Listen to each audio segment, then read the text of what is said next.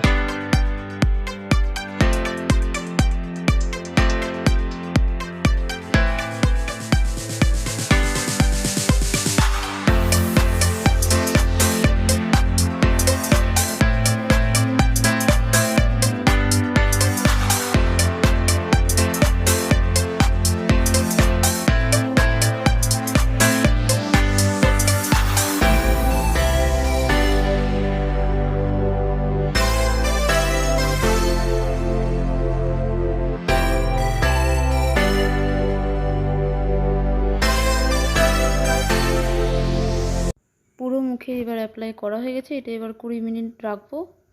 তো এবারে 20 মিনিট হয়ে গেছে, এবারে এটা তুলে ফেলবো। রিমুভ করার সময় একটু ব্যথা পেয়েছে, তো আমি বললাম কি একটু ধৈর্য ধরে বসো, আমি আস্তে আস্তে রিমুভ করে দিচ্ছি। তাও একটু ব্যথা পাচ্ছিল, বুঝতে পারছিলাম, কিন্তু আমার তো কিছু করার নেই। স্কিন কেয়ার করতে গেলে একটু তো সহ্য করতেই হবে। তো এই যে আস্তে আস্তে আস্তে আস্তে প্রায় হাফ রিমুভ হয়েই গেছে। তো আমি বললাম যে আর একটুখানি বসো, প্রায় হয়েই গেছে, আর কিছুক্ষণ সহ্য করো। তো এই যে আস্তে আস্তে আস্তে আস্তে রিমুভ করছি। আস্তে আস্তে রিমুভ করলেও তাও একটু হয়, পিলপটা যে কোনো পিলপই লাগালে একটু তো পেন হয়ই, কিছু করার নেই সেটা। তো এই যে পুরোটা রিমুভ করে ফেলেছি। তো এই যে শান্তি। তো যাই মুখে একটু আধটু লেগেছিলো সেটা পুরো ক্লিন করার পরে তারপরে এই যে ফেস রেজার দিয়ে একটু একটু সেপ টেপ করে দিচ্ছি। তো আস্তে আস্তে করছিলাম। তো বলে কি যে আমার গাল টাল কেটে ফেলবে না? তো তাই আমি বললাম না না, এইগুলো তো এমনিও আমার ফেসের যে হেয়ারগুলো থাকে সেগুলো তো রিমুভ তো করি। তো আমি বললাম না না, আমি তো নিজেই মুখে নিজে করি, তো এটা আমার প্র্যাকটিস আছে, কিছু হবে না। তো তারপর দেখছে গালটা কেটে ফেলেছি কি না। তাহলে না না কাটিনি। তো বললাম যে এইদিকে মুখটা করো, তো এই দিকটাও করে দিই। তারপরে তো সেমভাবে এই দিকটাও করলাম। তো এই যে সেভ হয়ে গেছে, পুরো ক্লিন। তো ফেসে এবার একটা সিরাম অ্যাপ্লাই করে নিলাম সুন্দর করে।